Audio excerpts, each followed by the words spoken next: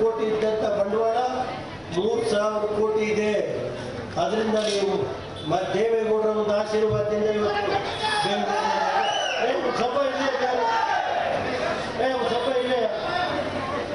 ದೇವೇಗೌಡರ ಆಶೀರ್ವಾದದಿಂದ ಇವತ್ತು ರೈತರಿಗೆ ಅವರು ಬೆಳಗ್ಗೆ ಇದ್ದರೆ ನಮ್ಮ ರೈತರು ಏನು ಮಾಡಬೇಕಪ್ಪ, ಎಲ್ಲೆಲ್ಲಿ ಯಾವ್ಯಾವ ಮಂತ್ರಿಗಳ ಹತ್ರ ಹೋಗೋದು, ಡೆಲ್ಲಿ ನಾವು ಕರ್ಕೊಂಡು ಹೋಗೋದು, ಈ ಜಿಲ್ಲೆಗೆ ಏನು ಬೇಕು ಎಲ್ಲ ಕೊಡುಗೆಗಳನ್ನ ಕೊಟ್ಟಂಥ ವ್ಯಕ್ತಿ ಯಾರು ಇದ್ದರೆ ಅದು ಸನ್ಮಾನ್ಯ ದೇವೇಗೌಡರು ಅಂತ ಹೇಳಬೇಕಾಗ್ತದೆ.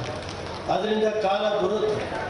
ಯಾರು ತಿಳ್ಕೊಂಡಿದ್ರೆ ನಮ್ಮ ಅಧಿಕಾರಿಗಳು ರಾಜಕಾರಣ ಮುಗಿದೋಯ್ತು ಅಂತ ತಿಳ್ಕೊಂಡಿದ್ರೆ ಪ್ರಾರಂಭ ತೋರಿಸ್ತೀನಿ ಏನು ಅನ್ನೋದನ್ನ ಬಡ್ಡಿ ಸಮೇತ ತೀರಿಸ್ತು ಹೋದ್ರೆ ದೇವೇಗೌಡ ಮಗ ಅಂತ ಕರಿಬೇಡಿ.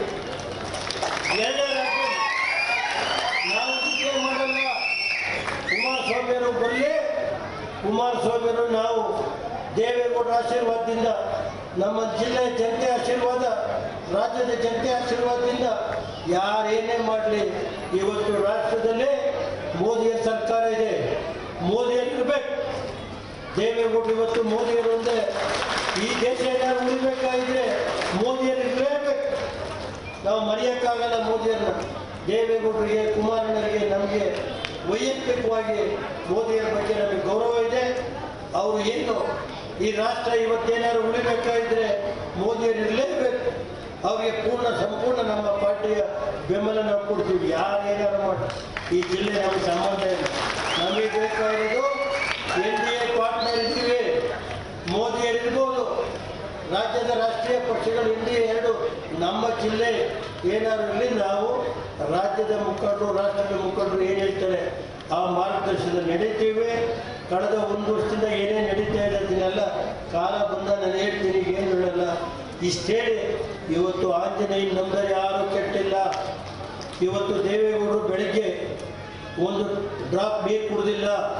ಇಲ್ಲಿ ಬಂದು ದೇವರೊಂದು ಸ್ವಲ್ಪ ಪ್ರಸಾದ ತಗೊಂಡು ಇವತ್ತು ಅವರು ಅಷ್ಟು ಭಕ್ತಿಯಿಂದ ಬಂದು ಇವತ್ತು ನಿಮ್ಮ ಗ್ರಾಮಕ್ಕೆ ಜಾವಲಾಪುರದಲ್ಲಿ ಆಂಜನೇಯನ ಪ್ರತಿಷ್ಠಾಪನೆ ಉದ್ಘಾಟನೆ ಮಾಡಿದ್ದಾರೆ. ಭಗವಂತ ಎಲ್ಲ ನಿಮಗೆ ಆಂಜನೇಯ ನಿಮ್ಮ ಕುಟುಂಬಕ್ಕೆ ಒಳ್ಳೇದು ಮಾಡಿ, ನಿಮ್ಮ ಮಕ್ಕಳಿಗೆ ಒಳ್ಳೆಯ ವಿದ್ಯಾಭ್ಯಾಸ ಕೊಡಿಸಿ, ಮುಂದೆ ನಿಮ್ಮ ಮಕ್ಕಳು 4 ಜನ ನಿಲ್ಲುವಂಥ ಒಂದು ಅವಕಾಶ ಆಂಜನೇಯ ಕೊಡಲಿ ಅಂತ ಹೇಳಿ ಈ ವೇದಿಕೆಯಲ್ಲಿರುವ ಎಲ್ಲ ಮುಖಂಡರಿಗೆ, ಹಿರಿಯರಿಗೆ, ಪತ್ರಿಕಾ ಸ್ನೇಹಿತರಿಗೆ, ನಮ್ಮ ಪರಮ ಪೂಜ್ಯ ಬಾಲಗಂಗಾಧರ ಸ್ವಾಮಿಗಳಿಗೆ, ನಿರ್ಮಲಾನಂದ ಸ್ವಾಮಿಗಳಿಗೆ ಮತ್ತು ಶ್ರಮನಾಥ ಸ್ವಾಮಿಗಳಿಗೆ ಮತ್ತು ನಮ್ಮ ಸ್ವರೂಪ್ ಪ್ರಕಾಶ್ ಅವರಿಗೆ, ಈ ವೇದಿಕೆಯಲ್ಲಿರುವ ಎಲ್ಲ ಮುಖಂಡರಿಗೆ, ಸೂರಜ್ ರೇವಣ್ಣರಿಗೆಲ್ಲರಿಗೂ ವಂದಿಸಿ, ನಾಗರಾಜನ ಎಲ್ಲ ಮುಖಂಡರಿಗೆ ವಂದಿಸಿ ನಾನು 2 ಮಾತು